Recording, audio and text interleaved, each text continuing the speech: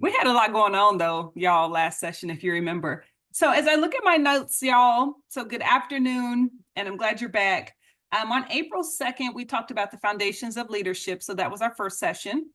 And then a week later, we talked about communicating effectively as a leader. So what does a leader look like, the role? And then we talked about communicating. And what was that number of our nonverbal? So our communication is up to what percentage of nonverbal? Who remembers that number? It was pretty high. Our communication is how much, up to how much percentage nonverbal? 92%. Okay, who said that? Wow. Well, yeah, it was 93. So yeah, plus or minus. Yeah, good job, my friend, 93%. So we want to be mindful of our nonverbals. And then today we're going to talk about mastering conflict resolution. I like the order of this because a lot of what we covered 2 weeks ago with the communication class is going to lean into this class today when we talk about conflict resolution, because we need to be mindful of our nonverbals. Because how many of you know sometimes our nonverbals can escalate a situation? Sure. Yeah, facts. Okay, so we want to be mindful of that. So let me do this. I'm going to do a screen share and show you the PowerPoint for today, and then we're going to dive into this. So y'all bear with me. I'm just making a few transitions. Okay. Can everyone still see my screen? Yes. Okay, very good. You guys are just going to have to project. I can see you, but now you're really, really small, so I can't tell who's talking. I may try to catch your voices a little bit, but just giving y'all a heads up. I won't take it like you're yelling. Okay, so mastering conflict resolution, y'all. If you go to your workbook for today, if you turn over to page 1, and then also just page 1, it gives you some learning objectives, some things that we're going to cover. So these are my first 2 slides, and I'm just kind of skipping through this. But I want to get to right here. Let's go to page 2. And what do you see at the top of page 2? What does it say? How do you define conflict? Okay, let's talk about that. How do y'all define conflict? Now, I will provide a definition, but before doing that, I want to hear from you all. Anybody can talk. Yeah, so I can give you a definition that we utilize in non-aggression. Okay. A dispute or disagreement between individuals or a group of people. Okay, yep, so a disagreement between an individual or a group of people, I like that. Let me ask a question. Can conflict be with one person? No. It can be with multiple. Anybody want to have a rebuttal to that? You can have internal conflict.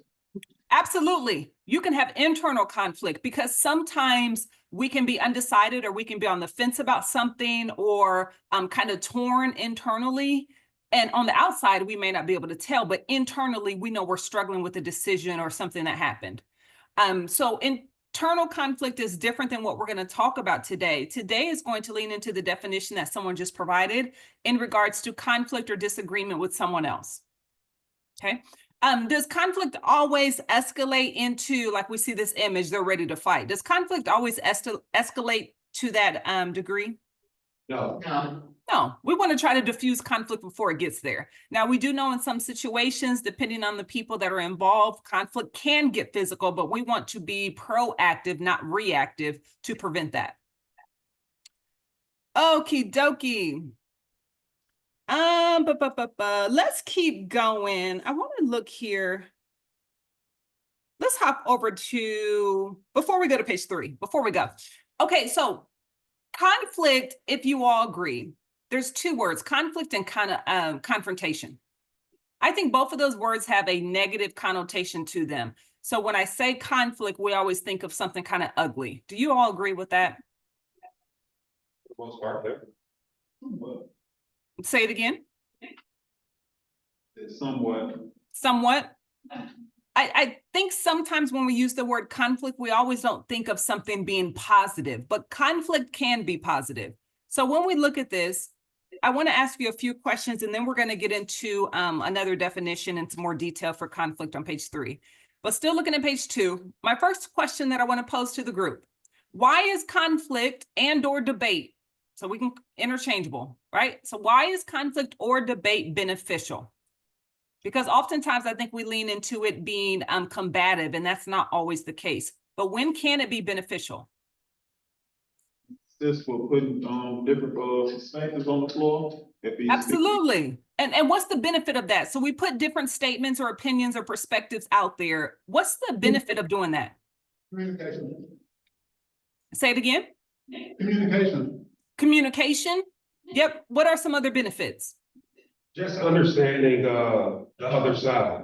Absolutely. Y'all, that's what diversity is. A lot of times we use the word diversity when we think about race or gender, but diversity is also differences in how we see things. So as we put our opinions and perspectives out there, that's the beauty of diversity. Would you all agree that hearing different perspectives can sometimes enlighten you and cause you to think a bit differently? Yes. Yeah. Empathy. So, oh, go ahead. Empathy. Yeah. So that's why we're saying it's beneficial, because it's not always negative. Now it can be, and that's, you know, that's the given, right? But we want to look at this from a different lens, that conflict can be beneficial. So my next question I want to pose to y'all, if we have a spectrum, so let's say we have a scale, and on one end of this spectrum is healthy conflict, just like we talked about. Oh yeah, we put different perspectives out there, and you know, we have diversity, we see things differently, we communicate better, a lot of what you all said. But then on the other end of this spectrum, we have unhealthy conflict. And all of us have been exposed to unhealthy conflict, whether it's been direct, something we were engaged in, or it's been indirect, maybe something we just heard around us or in our surroundings. Who can describe what unhealthy conflict looks like? What are your thoughts there? Unhealthy is, when people are being extremely aggressive with one another. Mm-hmm. Or being biased. Yeah. So aggressive, and did I hear bias? Yes. Was that it? Having negative reactions towards, another person's opinion. Okay, negative reactions, absolutely. I want to go back to something I think Tamara said it, the word aggressive. Have you ever confused passionate with aggressive? Yes. Yeah. They kind of look the same. It Mhm. just depends on the delivery from the. Absolutely. And if you guys remember, we talked a little bit about that when that would have been 2 weeks ago when we spoke about communication. And we can be passionate about something, but not be aggressive, right? We can get our point across. We can enter into debate or conflict with someone without necessarily being aggressive, because it's in how we communicate. We have them all the time. So run that one more time. So we do that all the time. Yeah, it happens often, right? So something to think about, just to kind of catch ourselves, right? We all have those things we do, like, man, I gotta keep this in under check. I gotta keep this, be mindful of this or be aware of it. What else does unhealthy conflict look like or sound like?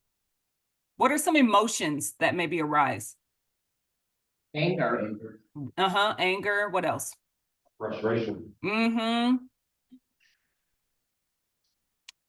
Some people will stonewall you. In other words, they go silent. Yeah. And sometimes no response is a response. So in a moment of conflict, they kind of shut down. Has anybody met a person like that? Yes. Yeah. So psychologists, therapists call that stonewalling. So be mindful of that. And if you notice, when we think about these emotions that many of you just shared, that goes back to the nonverbals. So we need to be able to watch and kind of read people's nonverbals. Now, are we going to strike 100 every day? No. Because we may take someone that's aggressive as passionate or vice versa. So we may call it wrong occasionally, but we want to get in the habit of trying to read the room and read those nonverbals. And let me ask you one more question. Should you encourage debate or disagreement, conflict, whatever word you want to use? Should you encourage it? Depending on the situation. Okay, I like that answer. Let's go a little deeper. Why? I agree with the answer. I think everything in that fashion is situational shift. So if you have a hothead that you know this person goes from 0 to 100 or 0 to 10, right? You may not encourage debate with that person, or you're going to be strategic in how you do that. Would you agree with that? Yeah, I definitely agree with that. Yeah, because that could be like a what do I want to say? It's almost like a fuse, like poking an angry bear. There you go. It's almost like poking an angry bear, and you know this person is going to blow up. So we have to be mindful with how we respond. Mhm. Other times, you may have somebody in the room, and you guys know the room. Who's pretty level-headed in the room? Like yeah, if we had a moment of conflict, who would we call on first? Leo. Leo. Okay, Leo. If Leo is pretty down to earth and level-headed, Leo may be able to encourage conflict in such a way that people listen versus someone else that's very emotional and reactive. So we need to be mindful. Someone said earlier, it's situational. Absolutely. We need to be mindful of the people involved because we're going to pivot depending on who it is and the topic, because y'all do know some topics people get really angry over. Yes. For instance, your family, your mama, okay, your money, politics, and religion. People get ready to fight over that stuff. So be mindful of the topics and then also the people at hand. Mhm. All righty. Anybody else want to share before we move on? Jerry? Jeremy, what you want to share, friend? I agree with everything you said. Good answer. I want you on my Family Feud team. Okay, y'all. Let's go to page 3. Let's go to page 3. And I want someone, maybe 2 people actually, maybe even 3, because there's quite a bit there. I want us to read from that workbook. So dealing with conflict, there's a couple paragraphs above the image of the people being mediated. And then underneath that picture, there's a few paragraphs there. So maybe 2 people, someone take above the picture, below the picture, and you can skip that box, by the way. Conflict is defined as any situation in which there is differences of opinion. That includes every encounter with someone whose ideas, approaches, and strategies differ from your own. Think of a conflict as an incident in which someone is not satisfied with the outcome. Okay. And we know that conflict happens everywhere. It can be internal or external. It can be at work. Y'all, it can be road rage in our vehicles. Let's not talk about traffic. It can be at a shopping store and how the cashier responds to you. It can be at a school. Conflict happens everywhere. So we want to be best equipped to deal with it. Okay, awesome. Who's going to read underneath that image there? Page 3. And if you want to divide it between 2 people, you can. Every encounter with someone whose ideas, approaches, and strategies differ from our own offers the potential for friction, wasting time, bruised feelings, and looking foolish. Mishandling differences leaves emotional scars, diverts energy from where it's really needed, and undermines morale. No wonder so many people walk away from disagreement without resolution, escalating ongoing workplace tensions and impacting ability to be effective. Despite the risk of pain and irritation, the rewards for handling disagreement constructively are gratifying and result in improved decision making. Listen, who was that reading? Uh, Sarge, you a beast. I love it. Thank you, my friend. Not a problem. Okay, so when we think about conflict, just to kind of summarize this, and we're getting to the meat of it, y'all, just laying a foundation. First of all, we have established that conflict is not always negative. Now, the word itself can maybe have a negative stain to it or negative connotation, but conflict can be beneficial. We just went over that. Number 2, don't avoid it. If it's important, deal with it. What do they say, y'all? If you sweep something under the rug long enough, what happens? It's gonna come out. There you go. We got to deal with this stuff. It may be a little bit uncomfortable. Sometimes it may be wearying. It may cause some fatigue, like, man, every day it's something, but we got to deal with this stuff. So let's pretend it's wintertime and I had on like a wool sweater. Now I have a blouse on, but it's not a sweater. Let's pretend it is. Y'all know how we do. Sometimes we put on a piece of clothing, it may have a small imperfection that nobody else can see. Like I know under my left arm is a hole, but y'all can't see it. Anybody else with me? Only me? Or you put on your sock and you know it have a hole in it, but nobody else see it, so you still wear the sock. Okay. So let's pretend I have a hole in this sweater and only I can see it. And if I keep washing and wearing this sweater, washing and wearing, what was first really small and not noticeable, what happens to that hole over time? It has gotten large. Absolutely.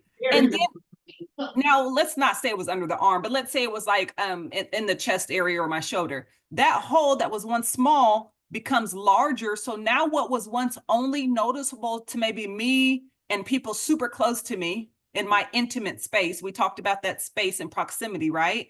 That small hole is now noticeable where everyone can see it. That's the same thing with conflict. Conflict can start out really small where only maybe 1 or 2 people are impacted. But if we don't deal with conflict, it can spread. And that little fox, that little issue, that little hole in the sweater now becomes really noticeable. And now we're exposed. I'm showing some stuff I don't want to show.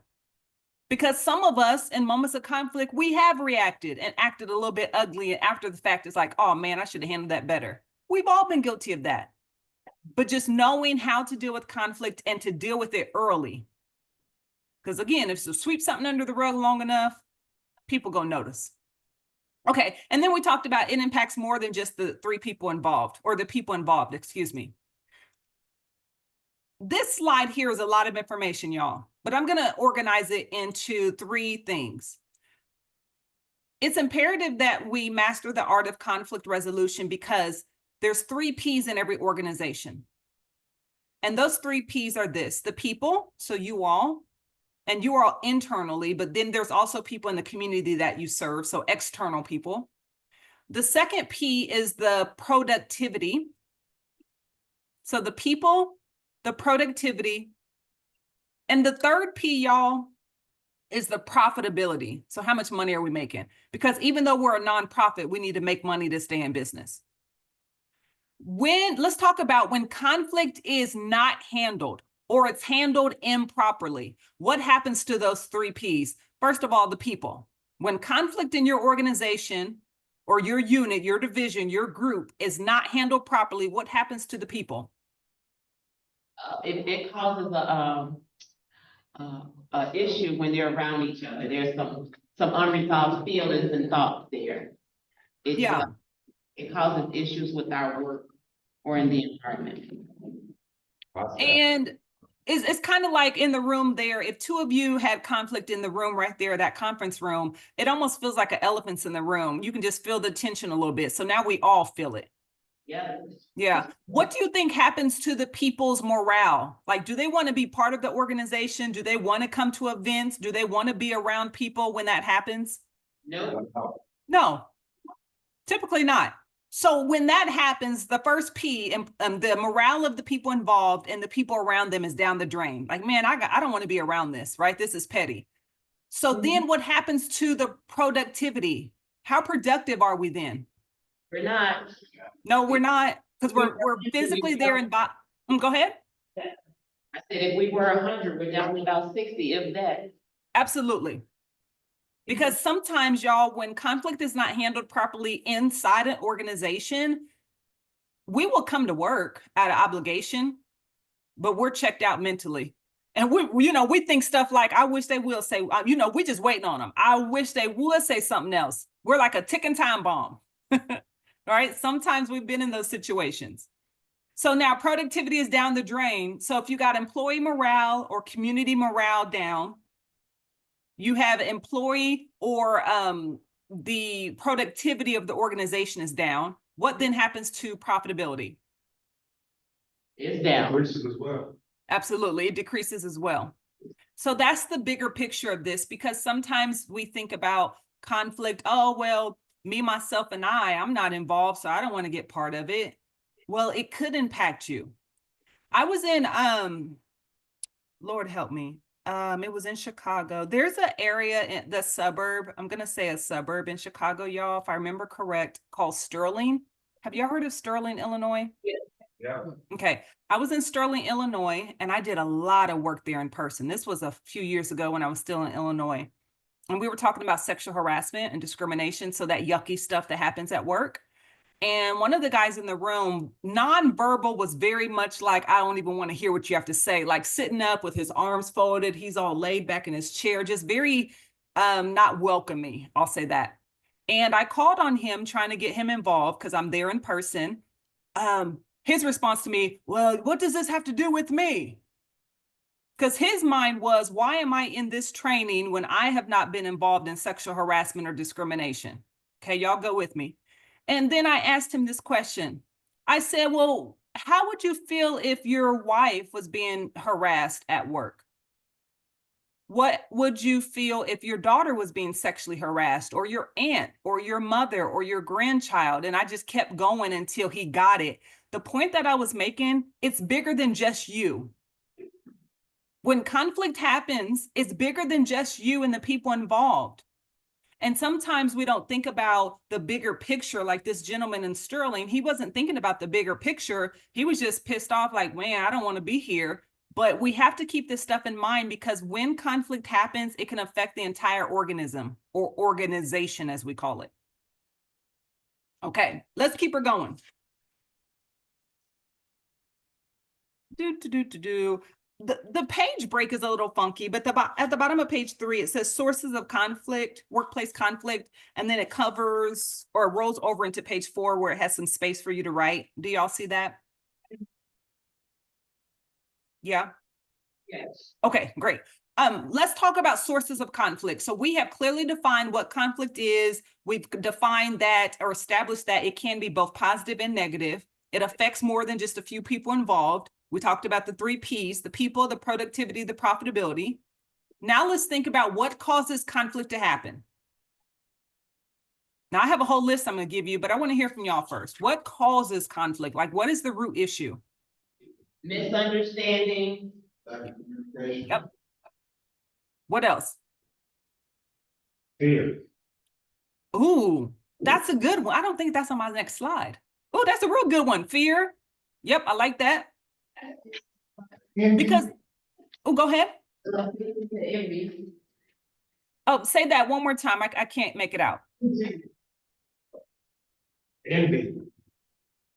Envy. Oh, yeah, yes. Envy and fear. I like those emotions. Absolutely. When I think of fear, it makes me think of that fight or flight response. When we're fearful for our safety or our lives, it causes us to respond or react in such a way, that fight or flight. So that's really good. And envy. What other sources of conflict are there? Your environment. Yeah, let's talk about that one. Let's go a little deeper. What about our environment? I'll use an example. Someone I worked with had been in a marriage where they were there was domestic violence. And it Okay. wasn't necessarily physical, but it was verbal. And the spouse would kind of, get up close to them with the fist clenched, that kind of stuff. And it just so happens that in the workplace, they encountered the same type of thing. True. Yeah. And so the person realized what they had done and came in the next day with a box of candy to apologize. And she said, that's domestic violence. That's what the spouse did. Oh, I'm sorry, here's some chocolate, kind of. And where we're like, oh, that was nice. It's a pattern. It can be a pattern of behavior. So when I say environment, that is what I mean. That's good. I'm gonna liken that to trauma. We all, and I think I heard someone in the room mention triggers. Yeah, we're gonna talk about that today. We all have triggers, and we all have experienced some type of trauma. And I am of the mindset, if you say you haven't, keep living. Because all of us will experience some type of trauma. And it could be something like a bad car accident. It could be a death in the family. It could be poverty. It could be sickness that took a loved one away. All of that is trauma. And that can cause workplace conflict because internally we're dealing with some unresolved issues and some triggers. And then we have to come to work and deal with other people that have their own issues and triggers.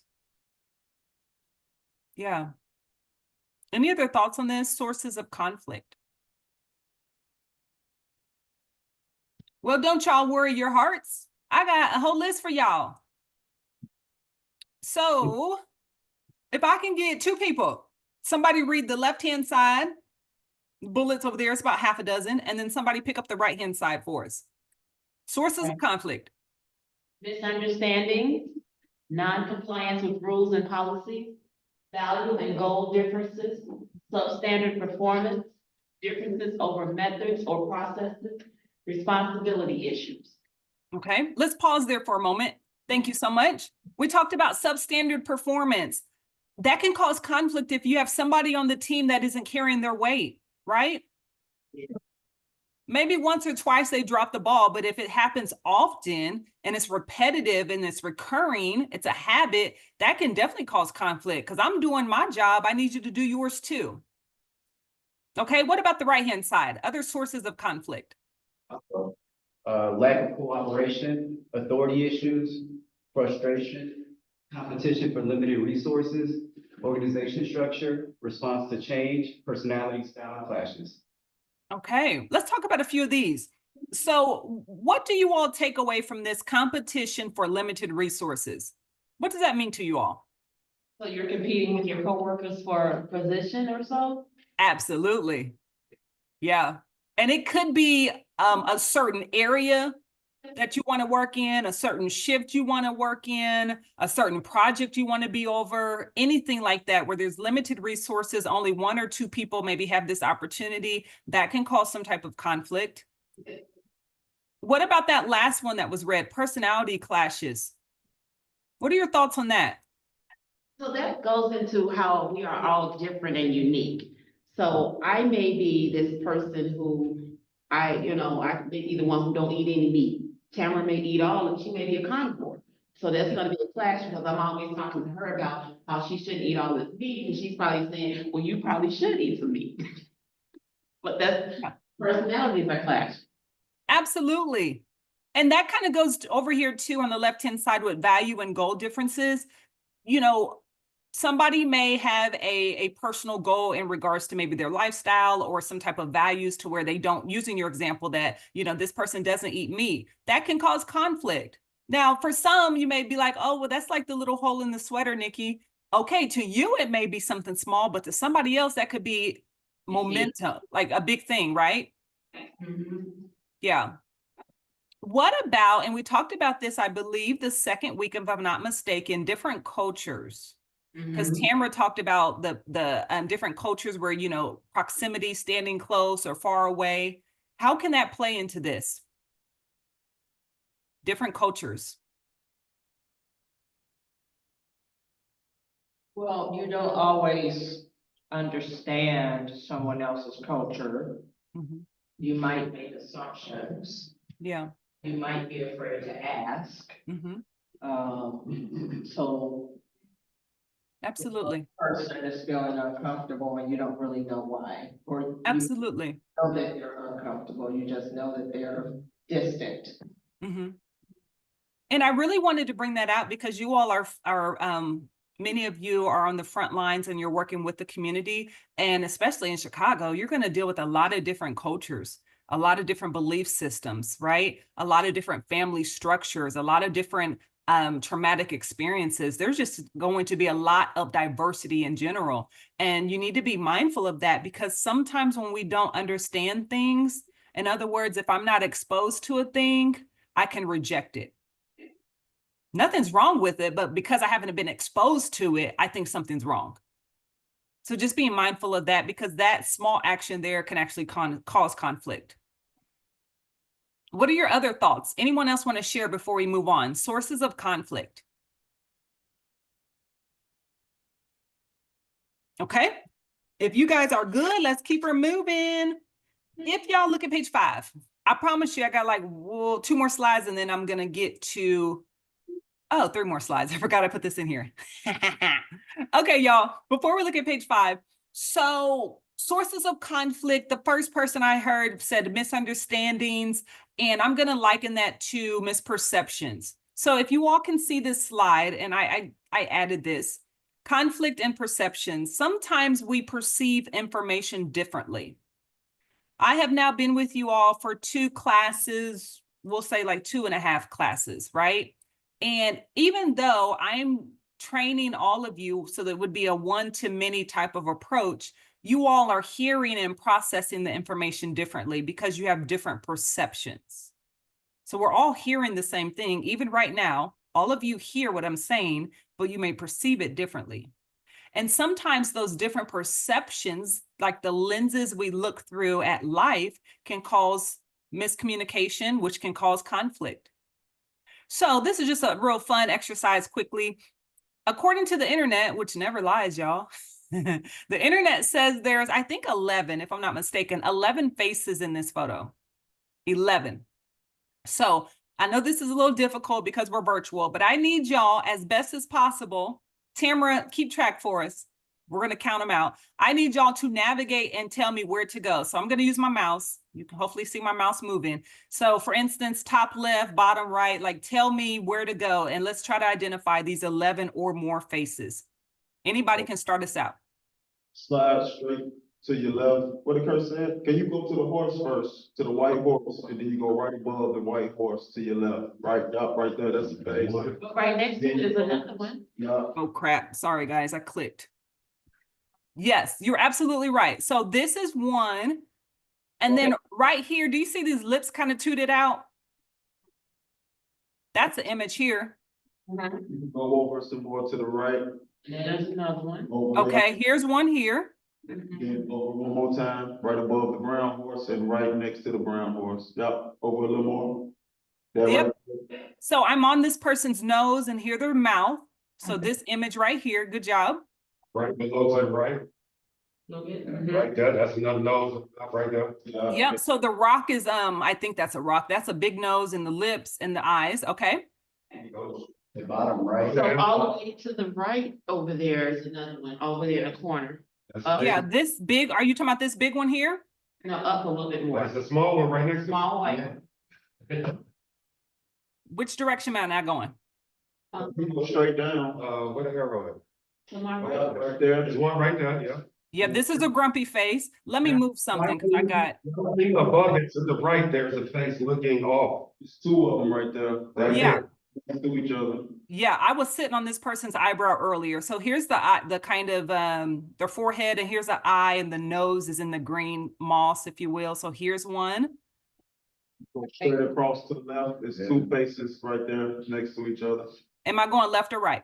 To the left, I believe, yep, right there, and then there's one right next to it also. Yep, so there's one. Here's the nose, 2 eyeballs, and then this one.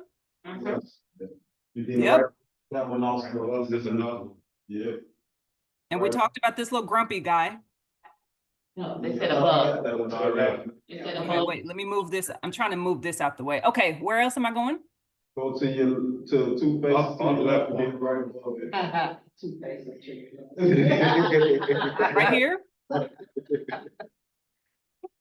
I think we, Ooh, One right next to it. But it's looking towards it, right there on the end. okay. Notice I'm hearing a few of y'all talk, and I just said, ooh, because I just saw a face that I hadn't seen before. Again, my perception is changing. I see, I hope you guys see this one. This is a nose, and this is a kind of big face. Do y'all see that one? Yeah, that's what we was talking about. But then the one I said, ooh, about in the tree bark, like here's a nose and some lips and 2 eyes. Do y'all see this one? Yeah. I don't know why I got my head tilted, but I do. Now, all the way to your right over in that corner is a white face over there by the green tree up. Okay, let me move that right here. Yes. Yes. Okay. Did we identify this real big one here with the forehead and nose, chin? we have more. Okay, got that one. We got additional ones. I have 13. Mhm. Oh, unless I miscounted. Trying to see. Every time I look at this, I see different things, y'all. Here's Exactly. one thing that nobody ever says. Somebody, I had this in a class, somebody swore there was something over here with this white, these strings and like tree limbs and stuff. I can't see it, but they could swear there was one. Again, perceptions. We all are looking at the same exact picture, but some of us are perceiving it a little bit differently. Like, I don't see a face over here in this right here. I don't see one. Other people can. Thanks to smash, like you can make out the two eyes and the Mhm. nose. Yes, But it's you over don't there by see the it. green tree. You can Right. see that over here. Oops, where's my mouse? There we go. You can see that. Yep. I see it. I can't see it. That's funny. Oh, wow. Okay. Check this out. Nobody ever says these three here, y'all, the cowboy and the two horses. Can't really see their faces. Well, yeah, we can barely, especially the brown horse. He's struggling. But sometimes we're looking at the same thing again, but we can overlook or underlook things. Oh, yeah, well, that was obvious. There's three right there.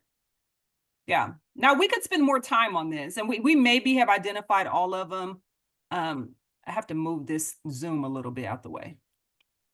Yeah, I think we probably identified all of them. But the point of this lighthearted exercise is to prove that we're receiving the same information, but we process it different. I'm still struggling with this area over here. The couple of you said you can clearly see it. I can't. But it's okay.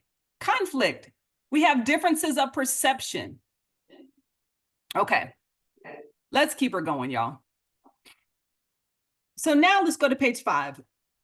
I have 2 slides, and then we're going to get to what I would call the meat of the course. So if you notice on page 5, there's 2 types of conflict listed.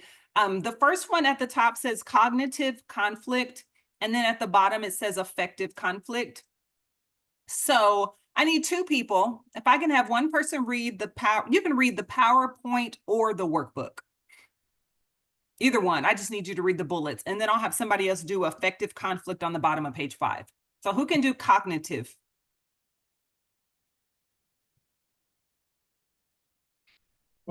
Ideas, not personalities, can occur with signs of creativity and productivity. Affect a neutral or positive, unrelated or positively related to group functioning. When was the last time you engaged in cognitive conflict today? Okay. So when we think about those few bullets there, and again, they're pretty much the same PowerPoint versus the workbook. But when you look at these 4 bullets, this sounds pretty upbeat. Would you agree? So we're going to focus on the idea, not the people or their personalities. Yeah, we want some creativity and productivity. It sounds pretty positive. Would you agree with that? Yes. Yeah, generally speaking, pretty positive. But now let's take a look at the effective approach. It'll make more sense on, I have 2 more slides to go, and then it'll make sense. So this effective approach, y'all, this is how we're going to characterize this one. Now, the image says a lot itself, but as we look at the bullets, if I can have somebody read the PowerPoint or the workbook, those 5 bullets for us. Effective conflict, focuses on people, not ideas, can occur at any time. Effect is negative, negatively related to group functioning, can escalate rapidly. When was the last time you got caught up in active conflict? Okay, something to think about. So when we compare the 2, one of them, generally speaking, is a pretty positive and productive approach to conflict. That would be the cognitive, the one at the top on page 5.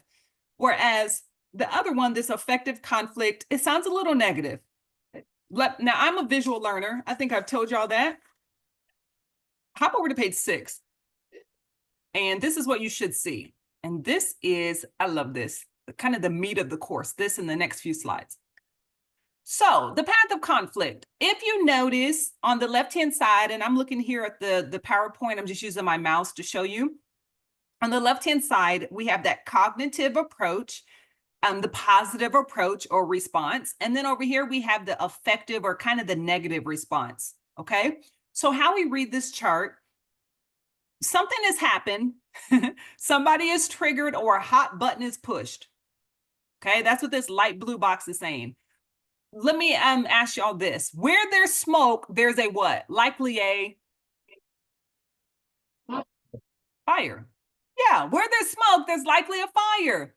And as someone said earlier, when conflict is not dealt with, it can feel like tension in the air, or there's this elephant in the room nobody wants to talk about. So something has happened, whether internally or externally, because a lot of you are in the field, you're in the community. So someone or something has been triggered and a hot button has been pushed. Where there's smoke, there's fire. The reason I use that analogy is because you all are in essence the firefighters of the organization. Internally, you're fighting fires, but you're also fighting fires in the community. And we can't ignore the smoke, right? Where there's smoke, there's likely a fire. So we need to get to the root issue of it. So someone is triggered and then conflict is initiated. So we have one of two ways we can respond. Using this fire analogy, I can either, if I'm the firefighter, so I'm one of the firefighters, we're on a team together, conflict has happened, there's smoke in the air, so I know there's a fire. It's my job to mediate the conflict, okay? So if the fire has started, I can bring one of two things to the fire, y'all. I can bring some gasoline or I can bring water. And that's what this chart is saying. On the left-hand side here, when we look at these three boxes, so it says constructive responses, behaviors which keep conflict to a minimum. It reinforces the cognitive approach, which we just read on page 5. And then it says conflict de-escalates. So is this me bringing water or gasoline? That's you bringing, water. Yeah, this is me bringing water. That's what we should be doing. That is me responding in a moment of conflict, not reacting, but responding. Who can tell us the difference between responding and reacting?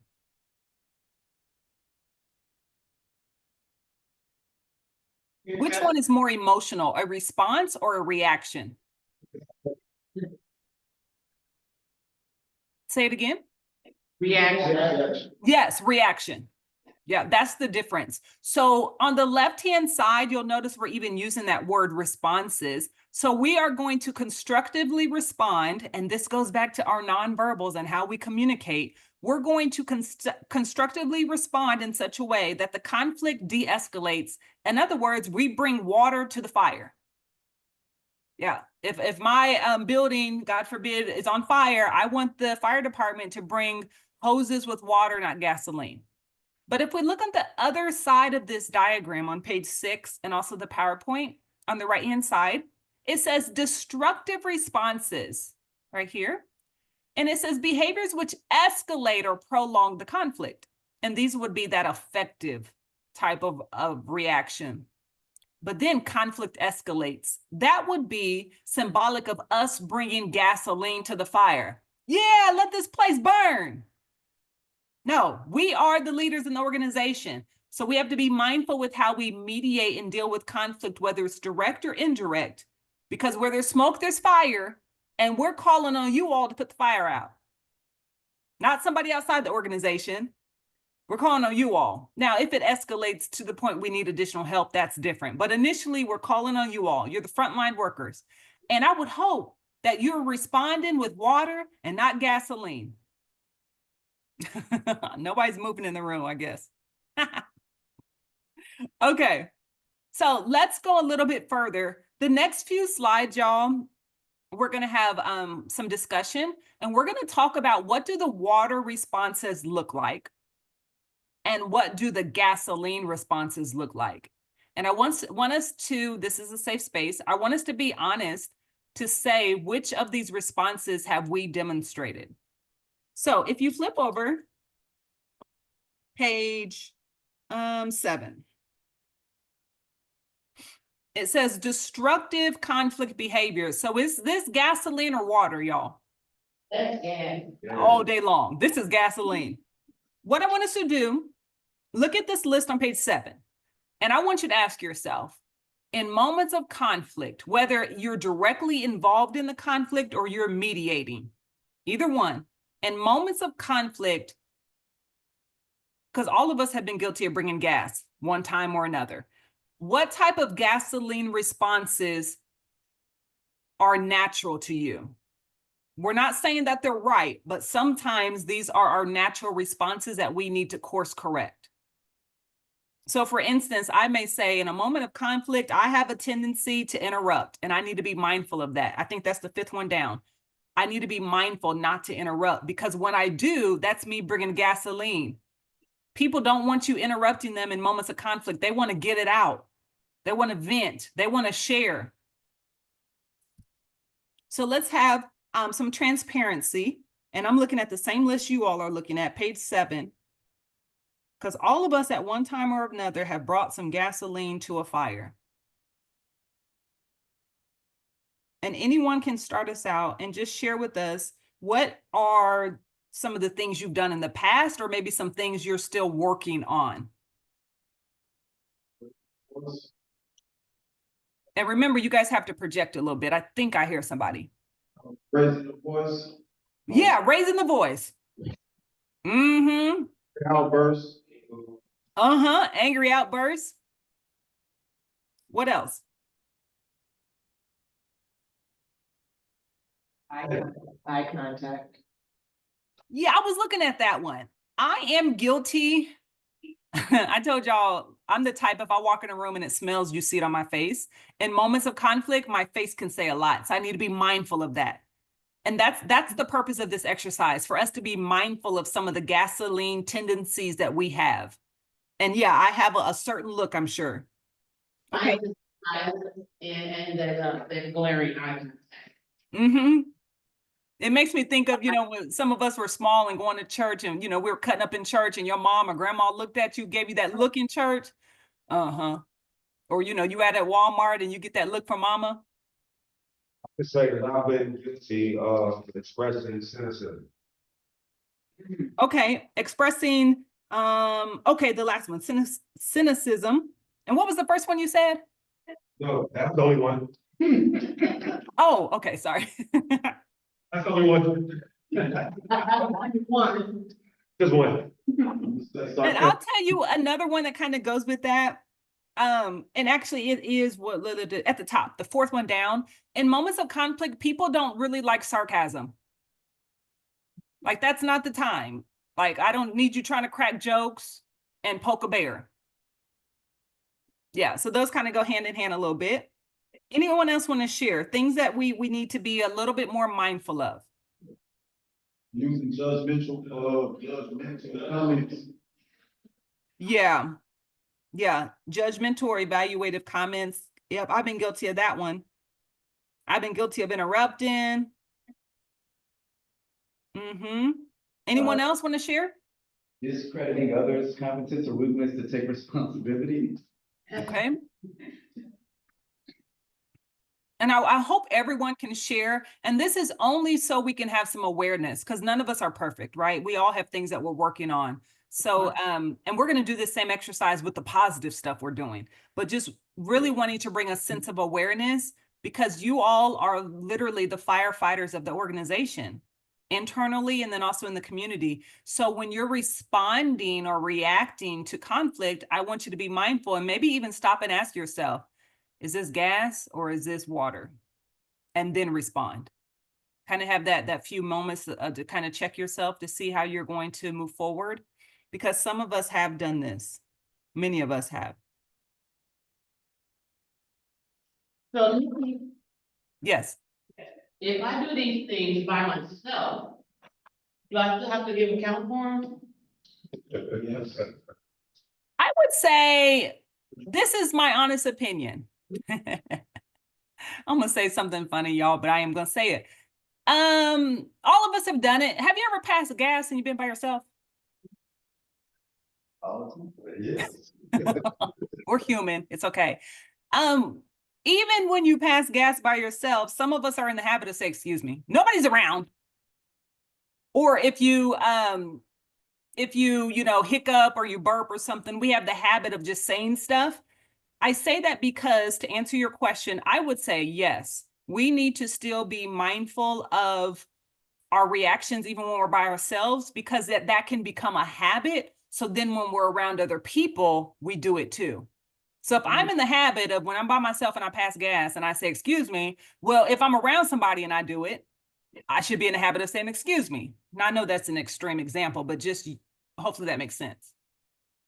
So to answer your question, I would say yes, you still need to be aware of it when you're by yourself. And here's another reason. Matter of fact, who answered that? Who answered that question? Rashonda. Rashonda. Here's another reason I say that. Because you got to extend some grace to yourself.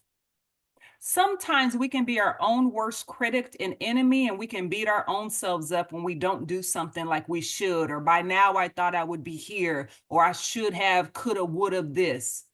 Give some grace to yourself. Don't beat yourself up. So we very much should be aware of these, even when we're by ourselves and we have internal conflict. Rashonda, does that make sense? It does. Yeah.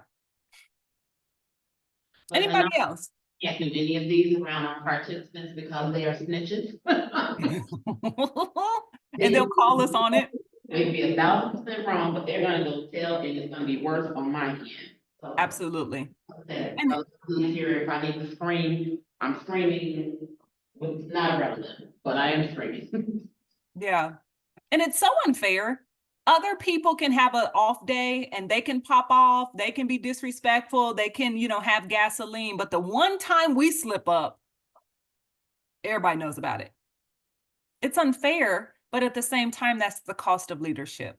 Because as leaders, unfortunately, but also fortunately, people hold us to a different standard. They really do.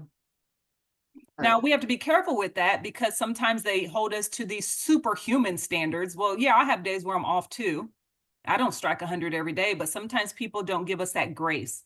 So first extend the grace to yourself and then also to other people. Any other thoughts on these destructive gasoline type of responses or reactions? Did everyone in the room share? Yeah. Okay, cool. So that was the bad stuff. But listen, we're all works in progress. So that is not to make any of us feel bad, just something for us to think about so we can do better moving forward. Look at page 8, y'all.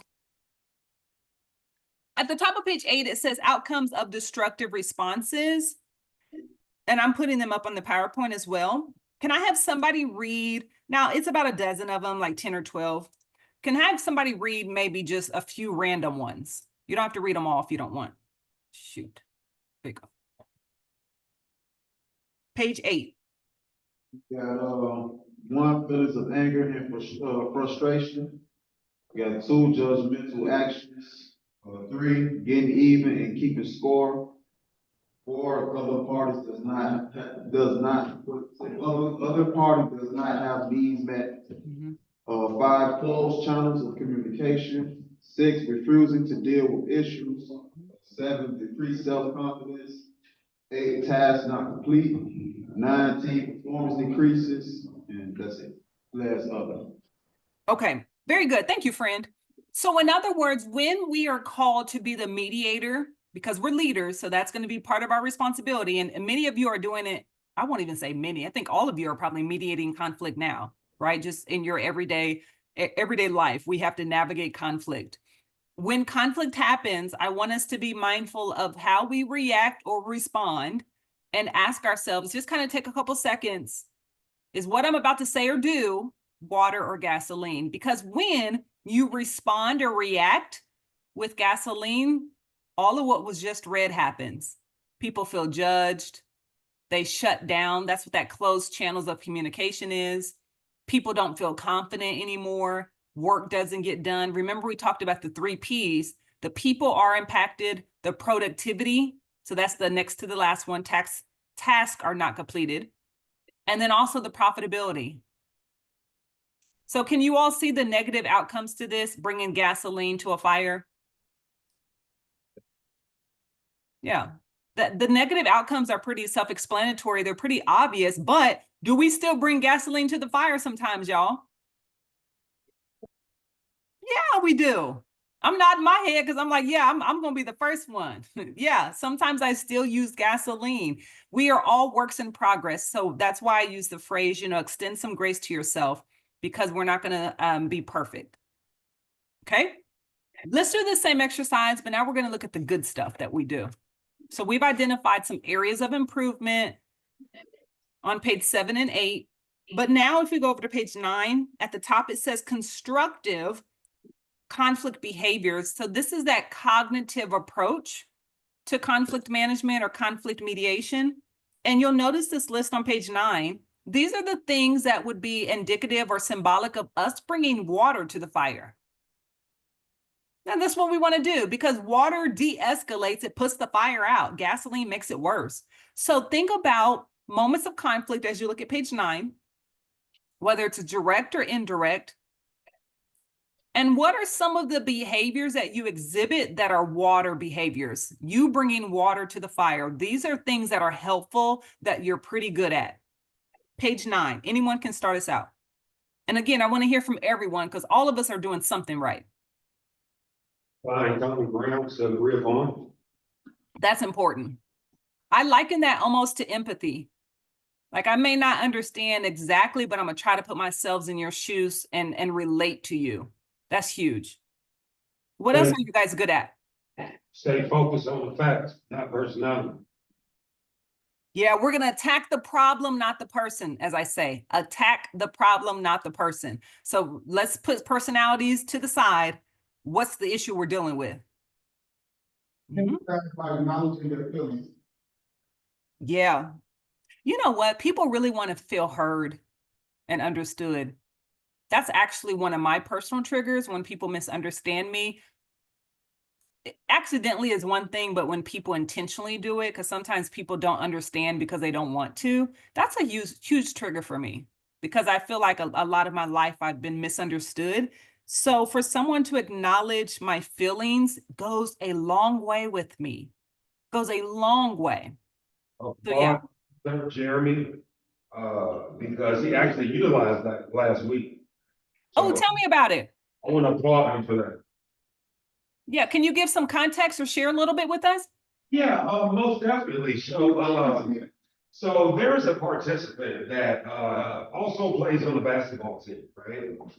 And he got into a verbal disagreement that got kind of heated during programming. And he wasn't respectful as he should have been towards staff. Because of that, I was going to suspend him from the team. Jeremy said, no, he's going through a lot. Let's give him a little bit of grace. Just a little bit. Okay. So because it came from my brother Jeremy, I took it into consideration. I gave him a little bit of grace. And what happened? Jeremy, and I, first of all, I commend you for that because that's not easy to do, especially when we feel like we're being attacked or disrespected. We tend to want to disrespect or attack back, right? So I commend you for that, and that's real talk. People have some things going on, y'all. So let's extend a little bit of extra grace or extra little space here to this particular person. So, in response to Brother Stephen, I have to give that to my brother's thanks. Because when I first started as a regular life coach, now I'm the lead life coach, I didn't have a lot of grace.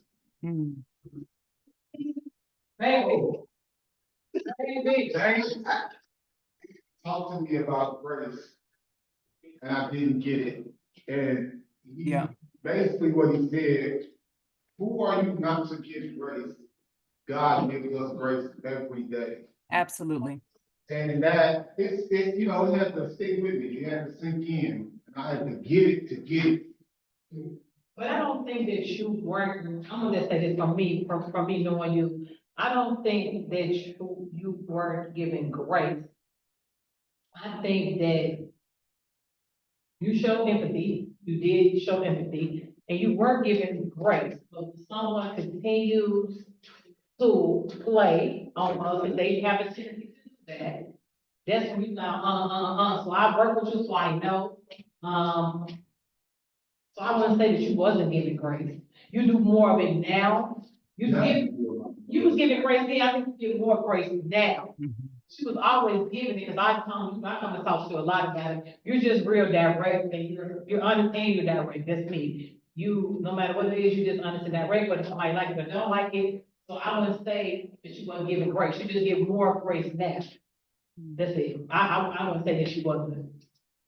So I apologize for wrong. This part. That's real growth there, bro. That's good feedback. That's real good. I feel like there was a time in my professional career when I was in corporate that I was not I feel like I know I was abrasive as a Black very one of the very few, I can't even think of other Blacks accountants at a certain organization. I feel like I had to carry myself in a way to demand respect. And oftentimes that can be counterproductive and work against us. So I have felt like there was a season in my professional life that I didn't extend a lot of grace. I was a little rough around the, well, not a little, I was a lot rough around the edges. But we learn and we grow. Just like I heard someone, I think Jeremy just said, you know, I move a little bit differently now. We keep living and we change and we evolve, we grow and we mature and we learn and we experience. That's part of the process. Yeah. Anybody else want to share? Thank you for sharing that. Was that Sarge? Yeah. Yeah, thank you for that. That was good. And who was the female? I heard a female voice that was given perspective at the end. Chanel, how are you today? I'm good. How are you? Great. I appreciate your input because sometimes we can be a little harder on ourselves than need be. And I like that you said, I wouldn't say that you didn't give grace, you just give a little bit more now. That maybe was needed to be heard. Yeah, he do it. I used to work in the same building with him, but I do come to that building every day. I was over there today, actually. And it's like, I was just telling him, I ain't gonna say what happened, but it's just that sometimes you just have to be, we have to be just a little more sterner than we really sometimes want to be. Yeah. Because we want to sometimes just breathe and inhale, exhale, and just let it be, but we can't do that because then the participants have a tendency of thinking that we playing with them, that we're their friends, and we're not their friends, and they have a tendency of trying to deal with us in that manner. Right. So we have to be so stern, not that we're not showing no empathy, he wasn't showing grace like I mentioned to him. It's that sometimes we show a little bit more, sometimes that don't be too good. It don't work in our favor. They don't work with us, because they think they can run over us. Or if it's Absolutely. something they think they can be slicker, I'm gonna tell him what she did or what he gave me, or he did to me, because they talk a lot. And then guess what? He gonna come and ask me, he gonna tell his friend, and I'm gonna be getting everybody not to be over my butt. Then Craig gonna try to get bad me. So it works, like we try and we really want to, we just don't know how to get much empathy and grace we really truly wanna give. Cause we've been 20 before, we've set an age before, but not in some of us not that capacity. But I think for the most part, all of us, I think we understand the participants pretty well. Especially deal with them like we deal with them on a daily basis. So we hear, but they don't have that home. We hear them in their cars. We hear the stories. So we're very empathetic and we put in a lot of grace, but sometimes it don't be too good, you know. Yeah. No, that's real talk because some people will take your kindness as weakness. Some. And you know, we want to extend grace and empathy, but some people will try to use that to their advantage and pervert it and walk over it. So you do have to be a little bit stern, and maybe that's where our tough love comes in. Like, you know, I'm going to give you some grace, but I'm going to put my foot down too, because there has to be a level of respect here. Yeah. One thing I had to learn was the organization, long as I'm doing what they've asked me to do, they have my back, they're backing me, and I have to not be afraid. So That's right. I've been there, but because when I'm talking to them like, well, no, I think we can do that. I'm not there to negotiate any terms, what have you. I'm like, hey, I'm very transparent when it comes to our participants. I'm not like, I don't gas them up, I'm like, oh, yeah. Tell them what's free. And sometimes they don't want to hear it. I've had someone come back and say, you know what, I didn't understand what you were saying, but now I do. Thank you so much. Good. Yeah. That goes a long way when the organization has your back, but then in addition to that, you all have each other's back in the room. Like that's one thing that I picked up in our 3 sessions, that there is a level of respect and camaraderie and teamwork with this organization. And I love it. I love it because I think it was, I don't know if it was week 1 or 2, but we said something to the fact of, we got to be speaking the same thing because, you know, if you go to one person and they tell you no, then you go to somebody else and they tell you yes, now we got a problem. Do y'all remember us having that conversation? Yeah. Yeah. And I don't remember who it was. I think it was the first week. And I'm pretty sure it was because you guys were on your phones, I think. But somebody made the comment of, yeah, we have to know each other well enough to know, no, that doesn't sound like Chantel. That doesn't sound like whoever. Because people will try to use things that we say to our advantage or against us. So you all having each other's back goes a long way, and the organization having your back. So just to piggyback off what you said, passion and aggression. Well, remember when we was in 95th, we was having a conversation about participants. It sounded aggressive, but we passionately going back and forth about participants. And someone on the outside looking in would be like, wait, hold on. You know what I'm saying? Definitely. Before fall. We didn't have a problem, for real. That's right. Because you guys know each other. So I call that, and there's a little bit of a lag, so let me know if I'm interrupting. Okay, I call what you just said, and I love that you shared that. I call that kitchen table talk. Now that's just what I call it. There's some people I can let my hair down around and I can talk really passionate and they will not take it as aggression because they know Nikki and they know my heart and my spirit. They rock with me. So I can talk with them at the kitchen table like that. There's other people, I got to kind of pull it together and present it in a different way because they don't know me.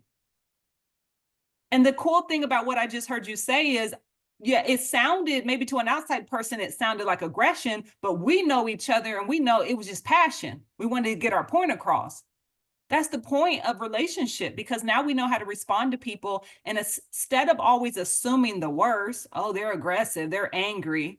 No, they're just passionate about what they're communicating about. And there's nothing wrong with passion.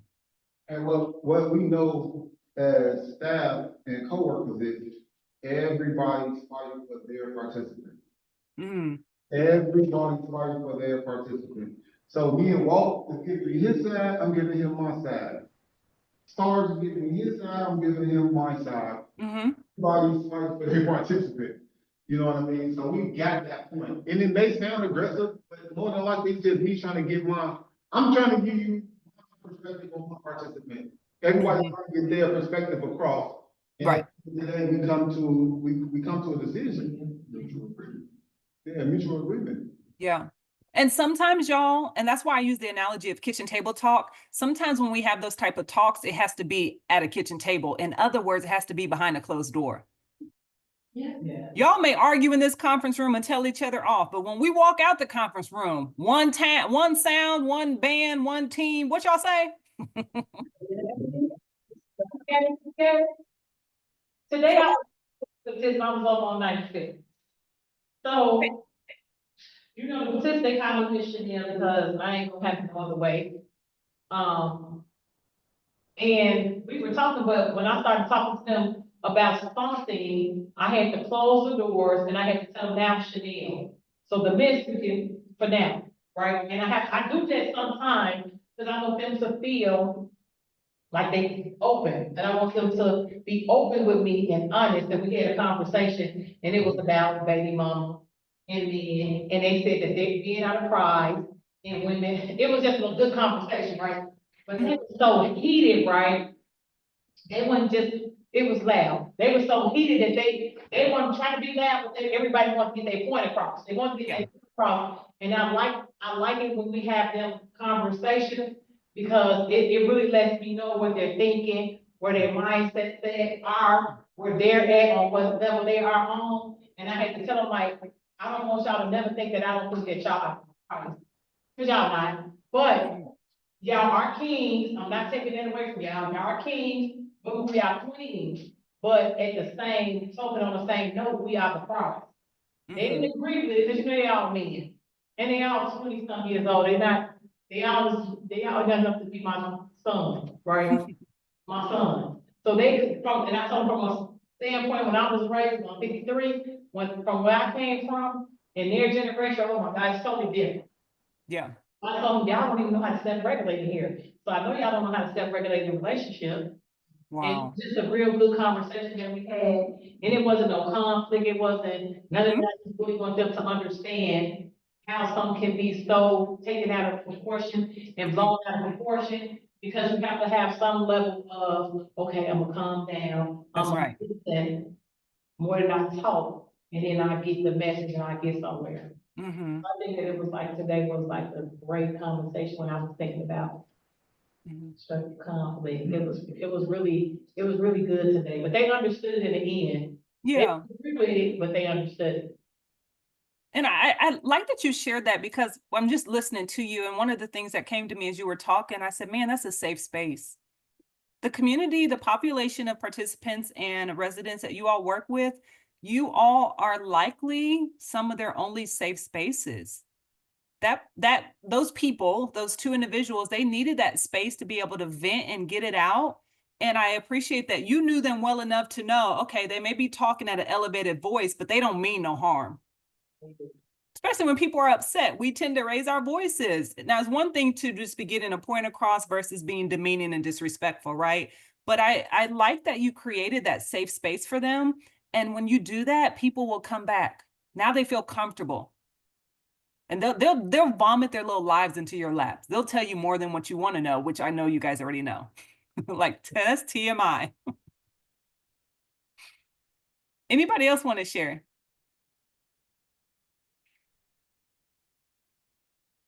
Y'all good? Yes. Okay, let's look at back page 9. Now, I don't know if I heard from everyone, because everyone gave us some gasoline reactions, but there's some things we're doing good. So who hasn't gave us anything from page 9? Keep your voice calm. Is that Leo? Yeah.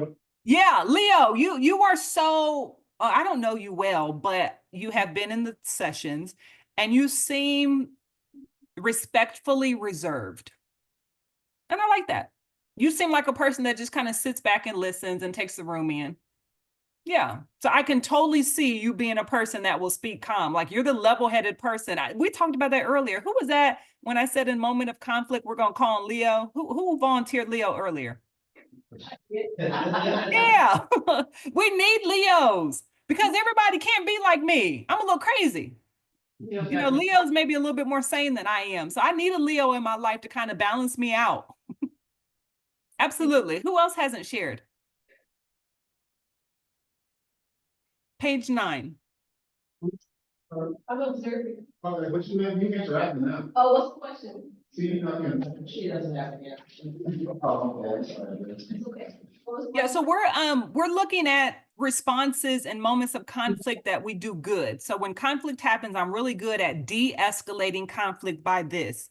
So for instance, on page 9, the first one, we ask for their perspective. That would help to de-escalate conflict. Oh, well, Andrea is looking at the sheet, preserve dignity and respect. Yep, that's what I was gonna say. Yeah, y'all, that's really important, especially for the population that you're working with. How do I want to say this? So men have a certain type of pride. Women do too, but men have a certain type of pride. And when we're dealing with conflict, we have to be careful not to crush them in the words that we use. And sometimes you'll see a man and a woman in conflict, and that woman is triggering that man by stripping away his dignity and his pride. And I'm not even going to examples, but you know some of the stuff women can say that hit below the belt. And that can be very triggering for a man. So we want to be mindful of that. But then also, we're dealing with people of different age groups. We may not understand these people, but at the end of the day, this is someone's son, daughter, mother, father, TT, grandma, boo-boo, auntie, whatever. So we want to maintain that level of respect and dignity in how we handle people. Yeah. That was something I was failing at when I first got into corporate, because I thought I had to carry myself a certain type of way to almost make people respect me. But I've since learned Like, man, these people may not respect me, but that does not stop me from respecting them. When they go low, I'm gonna just go high. I'm not gonna allow them to trigger me to get me out of character. Yeah. Andrea, did you want to share something? Summarize before you disagree. Yeah. Hear the facts, y'all. Yeah, that's a good one. Listen to people. People just want to be heard, and then give your opinion or your advice. But yeah, hear them out. Ask questions. Be actively listening to them. Yep. Anybody else want to share page 9?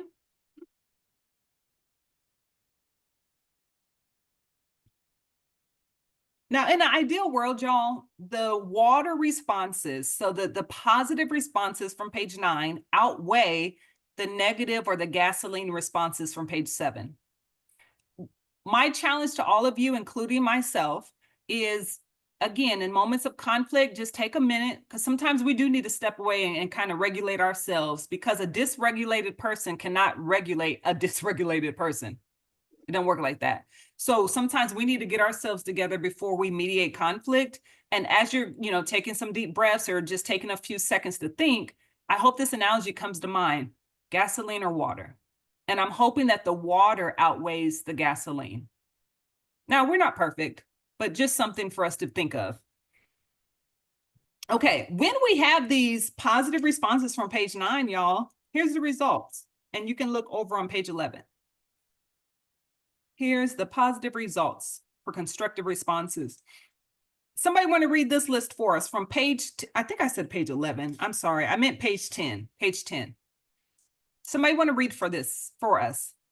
Win-win solutions, open and honest communication of feelings, both parties' needs are met, non-judgmental actions, not sticking adamantly to one position, actively resolving conflict, not allowing conflict to continue, thoughtful responses, not impulsive, team performance improves, and other. So these are the positive responses or reactions, I would say, results that come when we bring water to the fire. So just something to keep in mind. It's a win-win. You win as the team member, but then also the participants in the community wins because we've been effective in managing that conflict or mediating that conflict. Any thoughts before we move on? Okay, let's hop over to page 11, y'all. Now, this class, as the other two classes were, are structured for half days. So they literally last 3.5 to 4 hours. And we usually do those in person live. So we have kind of cut a little bit of the fat off and give you the meat for a 2-hour version. So because of that, the next few pages, there's going to be some things that we skip. Now you have the entire workbook, but for the sake of time, we're going to skip some of this because what I want to try to allow us time for today, we have like 35 minutes or so.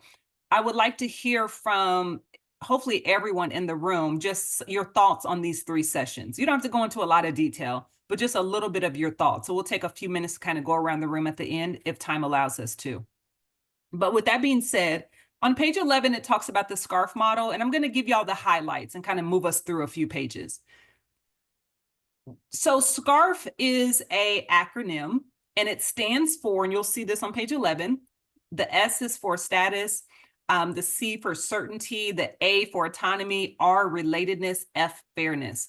What this acronym says, and I'm just giving you the summary of page 11, when we talked about several slides ago, when we talked about the causes or the sources of conflict, we talked about misunderstanding, personalities, policies and procedures, different perspectives, perceptions, all of that.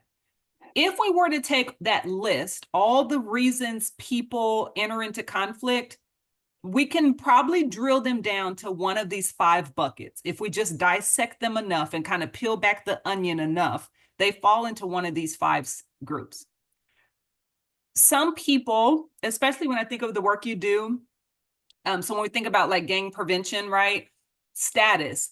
Conflict happens when you think about 2 gangs, and I'm just talking kind of generic here. Conflict can happen because the status or the stomping ground of one group is being challenged, and that can cause conflict. Certainty, when there's uncertainty, when people are unsure, when they're fearful, they're a little bit anxious, that can cause some conflict. Autonomy is, us wanting to be the captain of our own ship. If you try to micromanage and control me, that's definitely going to cause some conflict. I'm a beast. I can't be contained, right? So autonomy. Relatedness and fairness, those kind of go hand in hand. When people feel like you don't have empathy towards them, you're not relatable or approachable, or you're not equitable or fair, that can cause conflict. So that's what this analogy, this kind of acronym goes into on page 11. And it also carries into page 12. Okay, 11 and 12. So I'm going to skip us through that because there's 5 steps I want to get to. If you look at page 13, again, we spend more time on this in the half-day course version of this course, but these are conflict management strategies, and just giving you, now this chart is not in your book, but some of the strategies are, to give you the cliff notes, if you will. When we are in conflict, whether it's direct or indirect, we're really trying to work towards a compromise where both parties kind of give in, we all give a little bit, or we want to get to this collaboration to where it's a win-win for everyone involved. Those are the 2 sweet spots. And when we look at this chart, it's based on our attention to task or the problem at hand, but then also the people. And we talked about that very early on, that how we deal with conflict, someone said, is situational. And that's what this chart is reinforcing. So there's sometimes, again, the sweet spots are compromise and collaborating, but there may be a time that makes sense to where you accommodate, or maybe you avoid a withdrawal. Okay, but again, time won't allow us to go into that in a 2-hour session, but just wanting to share that with you. That really is covered on page 13 and 14. But where I want us to camp out for a moment is page 15. I want to talk about trust. Okay. I'm going to skip this quote and I want to get over to one more slide. There we go. The role of trust. Can I have someone from the workbook read page 15 at the very top? But before you do that, I like that AIM weaved in trust into this particular course, because when we think about conflict management, if I don't trust you, I'm not going to be open to you mediating conflict with me. Do y'all agree with that? Let me say that again. If I don't trust Tamara, and Tamara is, and I'm in conflict, so I'm having conflict with somebody, and I don't trust Tamara from the jump, like her and I are like oil and water. She comes to try to mediate the conflict that involves me. Am I going to be trusting of her? No. No. That's why, who was it? Chanel, was that you earlier that talked about the 2 people you had that talk with? Was it? Sarge. Who was it? No, I'm talking about the 2 people, the baby mama. It was a girl. Yeah, that was me. That was Okay. Sarge, you said some stuff too. Yeah. 12 of them, but it was, it was 12 of them. Oh, okay, that one. That incident you told us about. Evidently, the people involved trusted her enough to open up. When people do not trust us, they're not going to want to hear anything we have to say, especially in a moment of conflict when our emotions are heightened. So that's why trust plays a very pivotal role in conflict management or conflict mediation, because people have to trust us. And oftentimes, y'all, we talk about a safe space, and that was the word I used earlier. It's one thing to create a safe space, but it's something else to cultivate and maintain that safe space. Because if you are all over the place, up and down, Dr. Jekyll and Mr. Hyde, I don't know what to expect from you, I'm not going to feel safe. But if you are consistent and you are the same all the time, and you are a person of integrity, and you just are a straight shooter where, you just say it, kind of cut the fat away and get to the meat of it, I can trust you. I can rock with you then. And that's what people are looking for. They're looking for safe spaces, people that they can be vulnerable around. But it starts with first us establishing some trust. Okay, so with that being said, let's read page 15. Let's read those first two paragraphs. Who's going to read for us? Many people feel that trust is just something you feel and that people either have it or they don't. But in fact, we trust someone when they have behaved in a way that leads us to have confidence in them and sense of assurance about what they say and how they will behave in a particular situation. Stephen M. R. Covey, in his book, The Speed of Trust, lists 13 behaviors that build trust in relationships. These behaviors are. Mr. Sarge, I just love when you read. Okay, that was you, wasn't it, Sarge? Yes, ma'am. Okay. You're excellent orator. I love it. Page 15. Those the behaviors that Sarge just introduced to us, you'll see them listed number 1 through 13. These behaviors can do one of two things, y'all. They can build trust, but they also can break trust. So for example, number 1, it says talk straight. If you are a person that gets right to the jugular, you get to the point, you're pretty, you appreciate brevity, you just like to, say stuff, you don't beat around the bush, that can build trust. But also, if you do it in such a way that people feel like maybe you're hiding something from them, that can also break trust. So do you all see how that can work against you? Yeah. We talked about, what week was that? Week 2, when we talked about communication. We talked about when people speak really fast and they talk really slow. And we said that sometimes when people talk fast, it can feel like they're shady, or maybe they're hiding something, they're not being honest or truthful. So you can talk straight and build trust, but you got to be careful in how you do it, because it also can break trust. And then you can see the rest of them. So number 2, demonstrate respect. Number 3, create transparency. 4, right wrongs. Number 5, show loyalty. And I believe that would be huge in the population you all are working with, showing loyalty. 6, delivering results. 7, get better. 8, confronting reality. 9, clarify expectations. Number 10, practice accountability. 11, listen first. 12, keep commitments. And then lastly, extend trust. Give people the grace and space, like allow them to be trustworthy, right? People are trustworthy until they prove us otherwise, in other words. So give them that space. Okay, what are your thoughts here? Page 15, these trust builders or breakers. Definitely builders. And you have to be careful how you handle them, because some of them, again, are like a double-edged sword. It can work against you, right? And that really goes back to communication. So if I'm a person that always, I don't beat around the bush, that can be a trust builder. But also, if I do it in such a way that I'm talking fast and my communication is gray, that can be a trust breaker.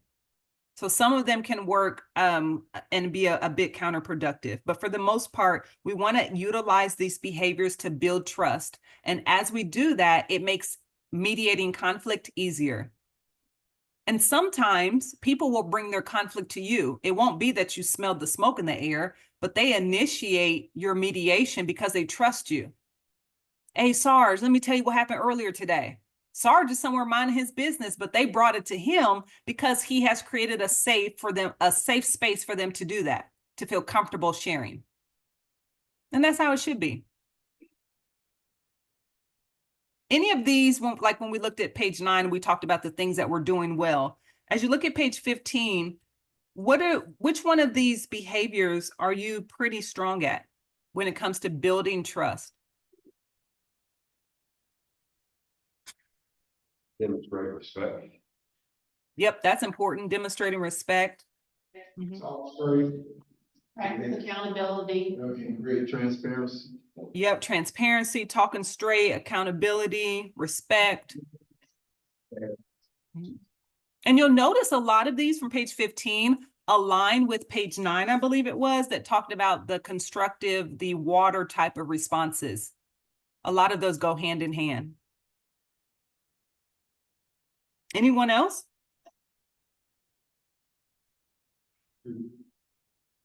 I try to, and this is just me sharing. Number 11, it says listen first.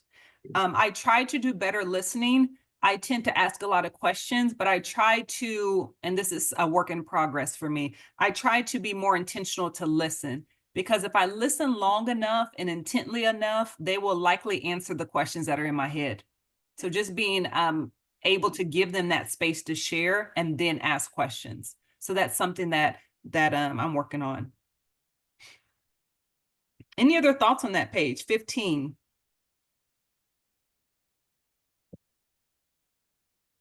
Okay. No other thoughts. We have one other thing. If I kind of look ahead in my workbook, one other topic I really want to cover, which is going to reinforce a lot of what we've said the first hour and a half. And that is going to be on page 16, y'all.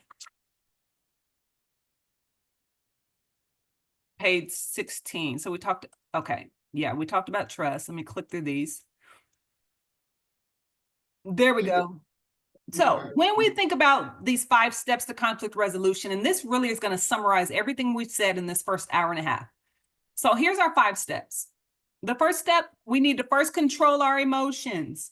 And you'll notice as we look down in our workbooks, page 16, 17, and 18, those next 3 pages will break down each of these steps in more detail.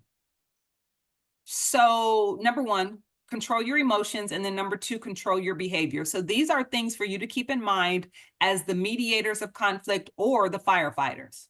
So I first got to put my mask on the airplane. I got to regulate myself, regulate Nikki before I try to regulate Susan or Bobby, whoever. Okay, so I'm going to control my emotions first. That's really important, y'all, because some of you are going to have to mediate conflict that could even be triggering for you. Tamara, you said something earlier about the young lady that was going through a domestic violence situation. Okay, so I'm going to act like, I'll use myself as an example. Let's say I'm Tamara and I'm dealing with this situation, this young lady that is open up to me about domestic violence and some verbal abuse and maybe physical abuse at home. And let's say I'm now in the workplace and I have 2 participants at a program where domestic violence and physical abuse or verbal abuse is involved. That could be triggering for me. Because little do these people know, maybe I've gone through something traumatic. Because we all have our own triggers, right? So if I'm the mediator for that particular situation, so first I've been exposed to it because my employee told me about it. So that triggered me a little bit. Now I have 2 participants going back and forth. That's triggering me a little bit. What do I need to do, y'all? Tap somebody in. There you go. My dad watches, he calls it wrestling, not wrestling. Every night, most nights at a certain time, he goes to his bedroom, leaves my stepmom in the living room, and he goes to watch the wrestling. In wrestling, I don't watch it, but the little bit I have seen, they have these tag teams where you got one person like waiting to get in the ring and you got to slap their hand to tag them in. You know what I'm talking about? Yes, ma'am. Yeah. If I'm triggered and I know I may be a little biased in a domestic violence type of situation or emotional abuse or, physical abuse, I need to tap somebody else in, y'all. That's where this number 1 and number 2 comes in play. Know yourself well enough to know what triggers you, because we all have triggers. And then make sure you regulate your behavior, because if you're dysregulated, you cannot regulate someone else. Number 3, calm the situation. Number 4, seek to understand. And then number 5, seek resolution. That goes back to those 5, and what page was that? I'll give you the page number. 1 second. That goes back to the page 13, where it has those 5 boxes. And we talked about compromise and collaboration. So get to some type of resolution. And sometimes, y'all, the resolution is agreeing to disagree respectfully. Yeah, because sometimes we may not see eye to eye, but we have to respectfully agree to disagree. Okay, I'm going to be quiet for a moment and I want y'all to peruse page 16 and let's just do page 16 and 17. So look through, you have the workbooks in front of you, kind of skim through those first two steps. So control your emotions. And it talks about that a little bit. So how are you feeling? Because again, I got to regulate me first. I got to manage me first before I manage someone else. And then think about your behaviors. And the behaviors goes into the gasoline behaviors or water. So as you look at page 16 and also the top of page 17, are there any questions on those first two steps? And or maybe it's not a question, maybe it's a comment.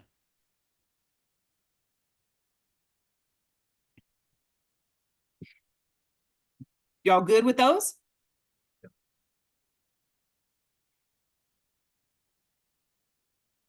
And I don't want to beat a dead horse. That's why I'm giving you all space to kind of peruse the workbook and read through it a little bit, skim it, because a lot of this we already covered.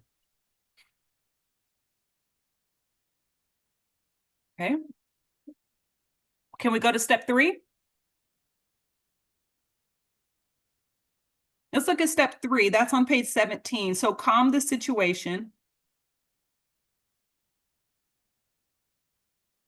It's really important when you're mediating conflict to get the people involved into a private space, a safe space if possible. And what I mean by that, you know, pull them to the side, go into a conference room or go into the kitchenette, go into some space where you can talk privately and freely. So that's what I mean in regards to the space. And it says that find a private place to talk. Okay, so calm the situation. Y'all, when people are heated, so you're the mediator, you're the firefighter. People are heated, they're emotional, they're reactive. What's the last thing they want you to say to them? If I'm ready to pop off, I'm ready to fight, I'm ready to tell somebody off, or maybe I already have, what is the last thing I want to hear from you? It's 2 words. Calm down. Listen, no, don't tell me to calm down. That's going to get me riled up even more. Oftentimes we say that, y'all, with the best intentions, but you saying calm down when somebody is emotionally charged and they want to get it out, that is going to be gasoline all day long. You got to know it. Versus you just giving them the space, now not allowing them to be abusive or disrespectful, but giving them the space to get it out. Most people just want to release that energy and that tension, and then they'll regulate themselves and come back down. But you telling them to calm down, now they're going to be taking their emotions out on you. Okay, so keep that in mind when you're calming the situation. And a lot of that goes back to those trust behaviors we talked about. And then step 4 and 5, let's look at those. So page 17 and then going over to page 18. So step 4 says, seek to understand. And then step 5 is seek resolution. So steps 4 and 5, I'll let you kind of skim over those and see if there's any thoughts there.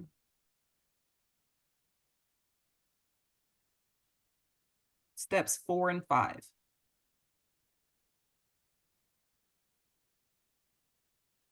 For step 4, on the top of page 18, you'll notice that bulleted list there.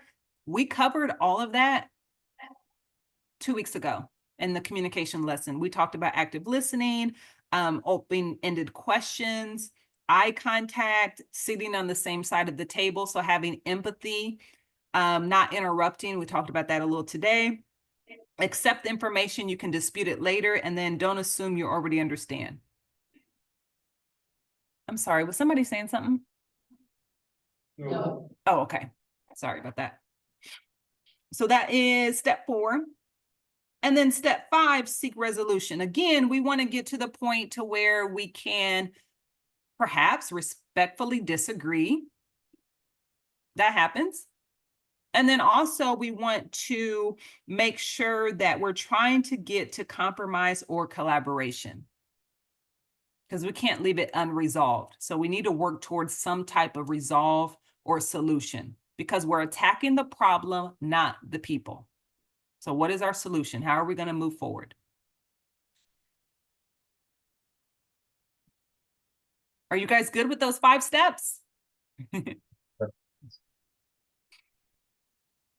Okay. Think y'all are good. The last thing, and this is on page 19, this is kind of like some additional information. So when we think of conflict resolution, some things to avoid, you have a whole list of them. And a lot of them we maybe alluded to either today or even in week 1 and 2 or lessons 1 and 2. And some of them are pretty straightforward. Like I'm just looking at page 19. Don't use blaming words. What they mean by that is sometimes in moments of conflict, when you use the word you, people feel like you're blaming them, or even though you may not be pointing the finger, that's how they feel. So you want to change the language and use we or I, like talk about yourself or include yourself. That way they don't feel singled out or isolated. And then it says also, you know, the last one says using you statements. So don't pretend to listen. Don't focus only on what you want. So again, be open to both perspectives. We talked about that. So these are just some additional pitfalls to avoid, because if you do these are going to be gasoline types of responses, not water. And our jobs are to de-escalate conflict, not make it worse. And ladies and gents and folks, that is our 3rd lesson. Our 3rd lesson on mastering conflict resolution. So let me do a couple things. Let me check the time. Perfect. I'm going to stop the PowerPoint so I can see a bigger picture of you guys. Let me close that. Perfect. And what I want to do is go around the room. Man, I can see y'all so much better now. I want to go around the room and just hear, 30 seconds, not a long spiel, but just something that maybe was enlightening that you took from one of the 3 sessions, something that was really helpful. Maybe you had a paradigm shift, or you changed your perspective about something, just some type of takeaway. Or y'all, it could be something that was reinforced. You just realize like, man, I'm really doing a good job with this. So it may not be something new. It could be something that we just kind of confirmed for you. And I do want to hear from everyone. And that's how we'll spend our last few minutes together. And then Tamara, if you have any housekeeping or anything that you would like to add, that would be cool too. So anyone can start us out, and it doesn't have to be from today's lesson. So as a reminder, week 1, we talked about foundations of effective leadership. Week 2 was communicating effectively as a leader, and we talked about the nonverbals we want to be mindful of. And then today we talked about mastering conflict resolution. So anything from those 3 lessons, if you want to take maybe 30 seconds apiece. And anyone can start us out, and then whoever starts will just kind of wrap around the room. Yeah, I'll go first, Jeremy. I definitely enjoyed this training. It was definitely, it reminded me a lot of CBI. Most of the things that we talked about, definitely we touched on the CBI. Communication, radical acceptance, regulating of feelings and emotions. We talked about a lot of CBI. Mm-hmm. So this was definitely wrapped around that. And I enjoyed it. It was this training is way better than a lot of other trainings I've been in. It would have been better if it was in person. Yeah. You are a very good facilitator. Thank you. We appreciate it. Thank you so much, Jeremy. I appreciate that. Now, Jeremy, are you passing it to good old Leo or Walt? Who are you giving it to?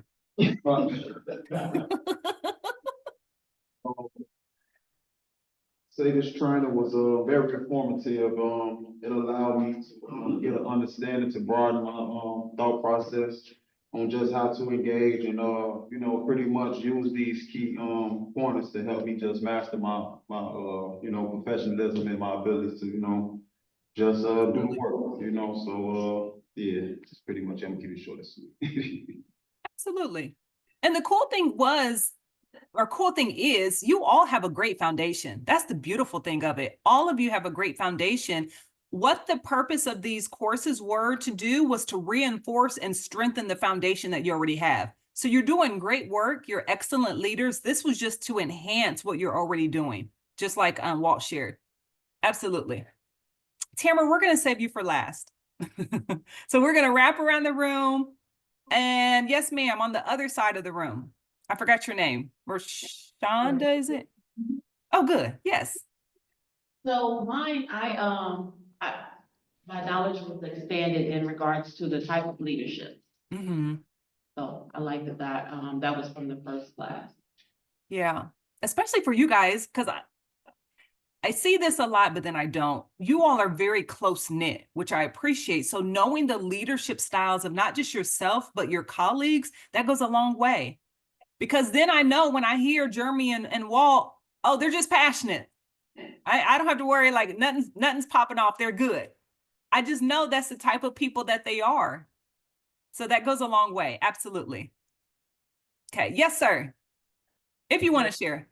Admittedly, I was in and out a little bit over the course of these 3 sessions, but something that strikes me is like, if we want to be effective in this work that we've chosen to do, it's like we should all have a PhD in conflict resolution. Like we should be masters of it. But the irony is sometimes we preach that to our participants, but we're not good at conflict resolution with each other, with our spouse, with our friends, with our family. And it's like something that should permeate all aspects of your life, and especially with your colleagues, if you're going to turn around and ask that of your participants. So I appreciate you diving deep into that topic and analyzing it and getting some new skills.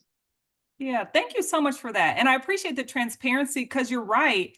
It's almost easier said than done. We can tell other people to regulate themselves, but then we don't regulate. And we have to be the first partakers. And if you all notice this, I try to be very intentional and genuine when I do this. And all the classes, I've talked about myself, not from a bad space, but I talked about this is what I'm working on, y'all, in my communication.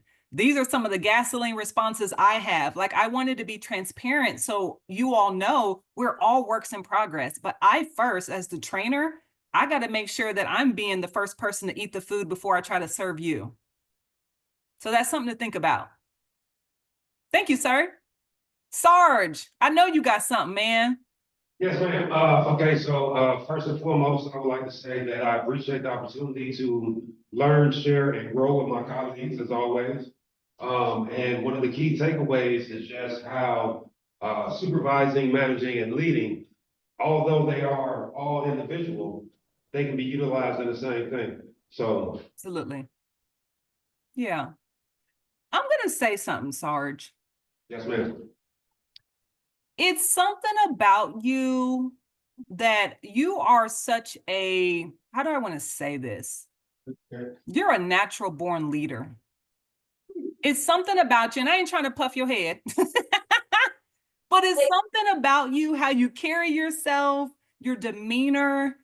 You are so very well spoken. And this is not to take away from anyone else in the room. I'm just speaking to you. It's something about how you carry yourself that is so intriguing in a good way. And when you carry yourself as a leader, it's so easy for people to follow you. And you just give me like the vibes of a very strong, natural leader. I actually remember, I'm very observant. I try to be. I remember the first session, we were all on our cell phones and stuff. And at the end of the session, you said, you unmuted and said, I'll make sure y'all get the workbooks. I'll make sure y'all good. Do you remember saying that? Yes, ma'am. That's the type of stuff leaders do. And you would have never known that I noticed that, but I did. And I just want to commend you because it's just something about you. It's something about you that the organization is blessed to have you. I'll just say that. And I really mean that from my heart to yours. I hope that lands well. You're just spot on. I appreciate it. Yes, sir. Oh, yeah, that's right, Jeremy. Let's give him a clap. Okay, very good. Yes, ma'am. I missed the first session because I wasn't here. Okay, no problem. About it, so Tamara kind of caught me up. So I truly appreciate, every session I did attend, even the one I didn't. Thank you for your facilitating. Because a lot of people, when they do facilitate, I'm like, Just, you know. Yeah, yes, I'm with you. You know. And then you did offer a lot about you, so it kind of gave us a glimpse of you and your life, so I do appreciate that. And the thing I took from all this is, seek to understand. Mm. And I'm gonna elaborate on it just a little bit. I said that really resonated with me because I'm always the person I need to be understood.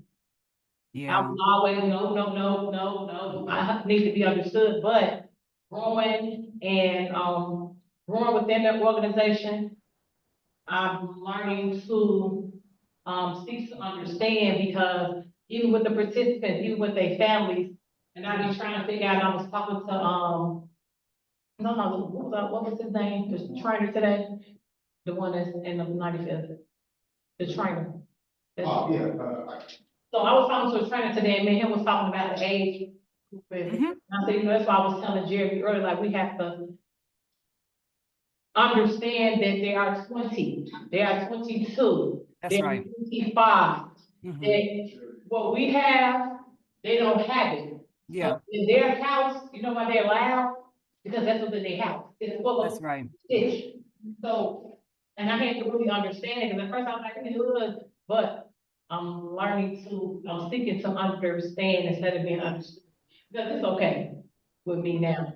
At first it didn't used to be okay. If Yeah. people, you know, they didn't understand me to be understood, but now it's okay. So I seek today to understand more. And it makes me like kind of more laid back than always.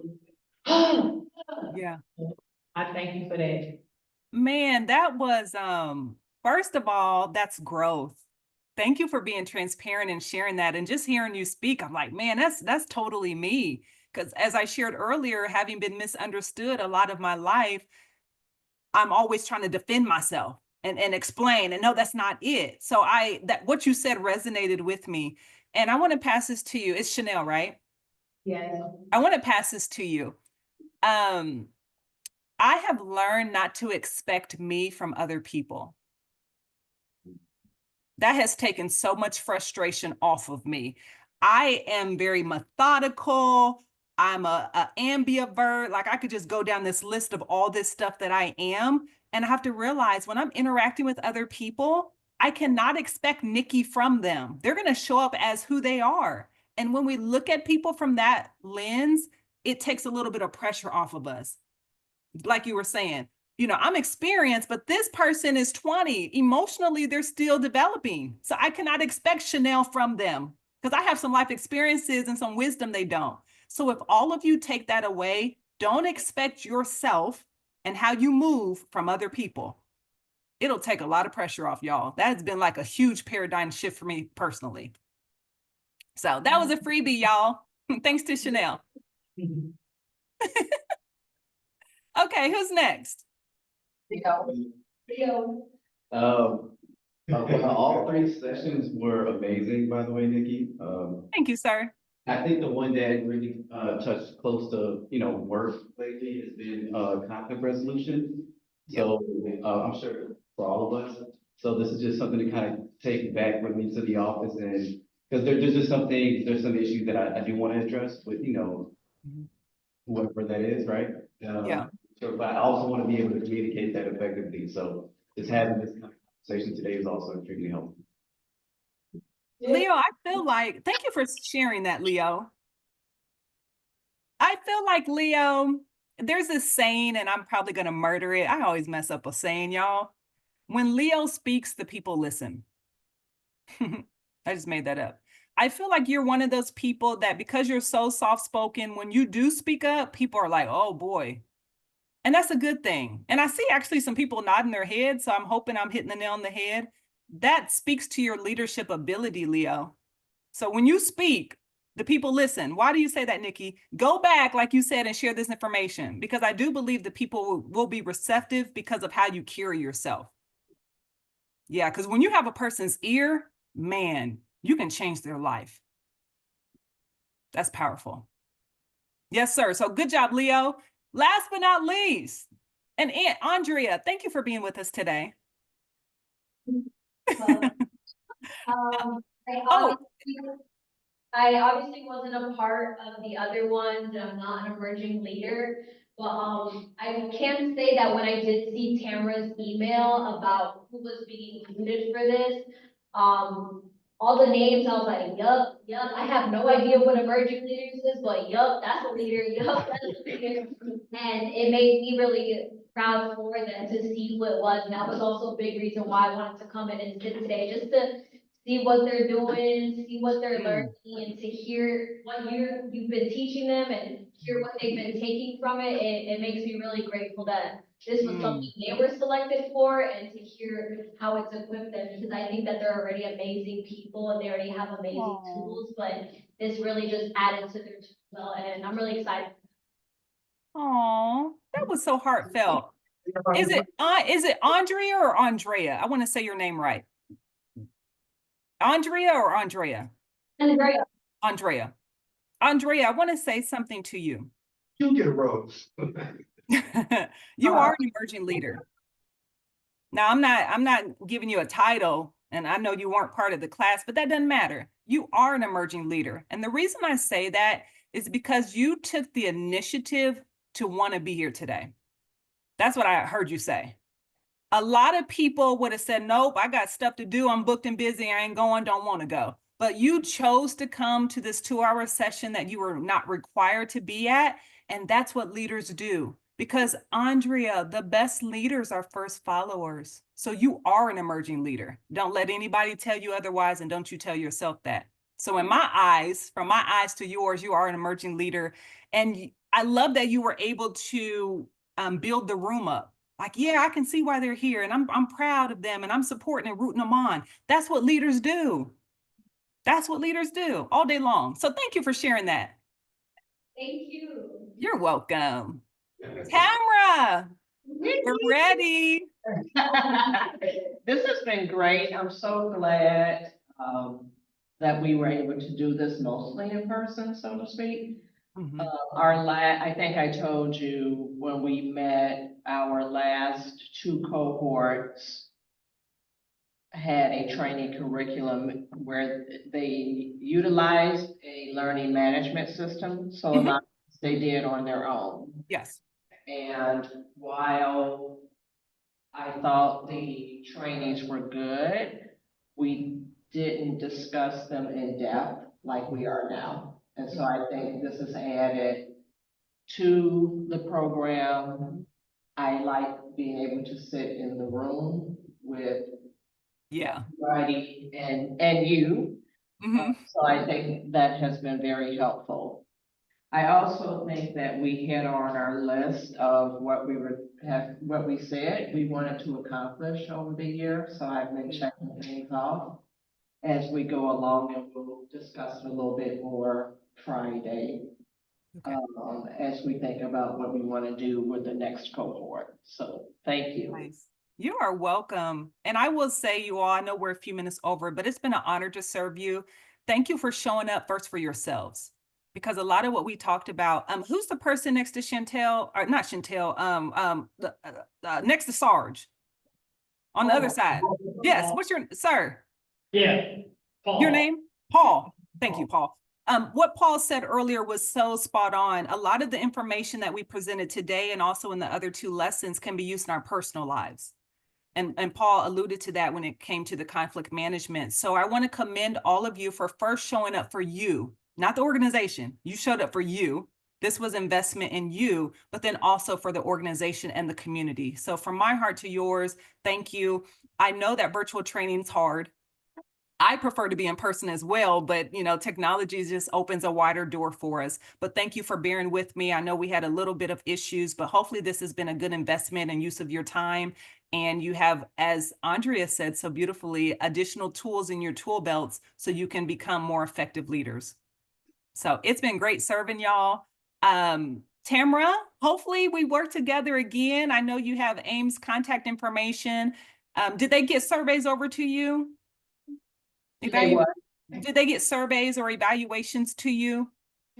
That's a good question. I don't remember getting one for any of the other trainees I've done. Okay, I will send an email today and I'll put you on it and have them email you some type of survey. Maybe the team can fill out and you can scan them or send them back. Yes, that Or would be. maybe there's a link. I don't know. They may have electronic one, but we'll get one to you. Okay, as well as the recordings. Oh, yes, yes. I will mention that. Those lights are funny. I'm writing that now. So the evaluations and recordings, and I'll put Matt on there, Matt and Crystal, so they can reply to you. Perfect. Okay. Thank y'all. Y'all have a good rest of your week, and thank you so much, guys. Thank you. Thank you. Karen. My pleasure. See ya. See ya. All right.